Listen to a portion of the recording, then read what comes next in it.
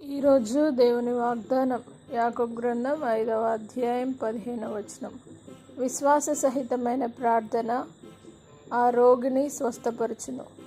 నా ప్రియ సహోదరి సహోదరులారా, దేవుడు ఈరోజు మీతో వాగ్దానం చేస్తూ ఉన్నాడు.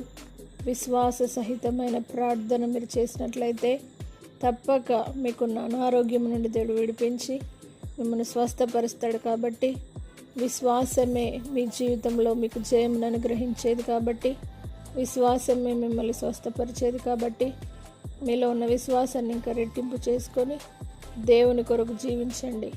విశ్వాసముతో నడవండి, విశ్వాసముతో జీవించండి.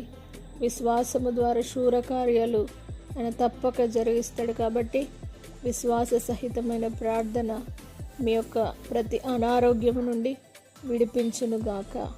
ప్రార్థన. పరిశుద్ధుడా, నమ్మదగిన దేవా, నీ వాక్కు సెలవిస్తుంది, విశ్వాస సహితమైన ప్రార్థన ఒక రోగిని బాగు చేయనని.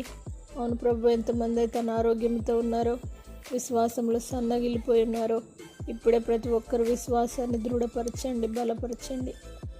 ప్రతి ఒక్కరిని అభిషేకించి వారి ప్రతి అనారోగ్యం నుండి విడుదల దయచి క్షేమమును భద్రతనిచ్చి అన్ని రిపోర్ట్స్ అన్ని నార్మల్గా చేసి వరకున్న ప్రతి దురాత్మ మాంత్రిక శక్తుల నుండి విడుదలిచ్చి పరిశుద్ధాత్మదేవ సాతాను శక్తుల నుండి విడుదలిచ్చి జయమును అనుగ్రహించమని, స్వస్థపరచమని యేసు నామమును బట్టి వేడుకుంటున్నాం తండ్రి. ఆమేన్. దేవుడు మిమ్మను దీవించునుగాక.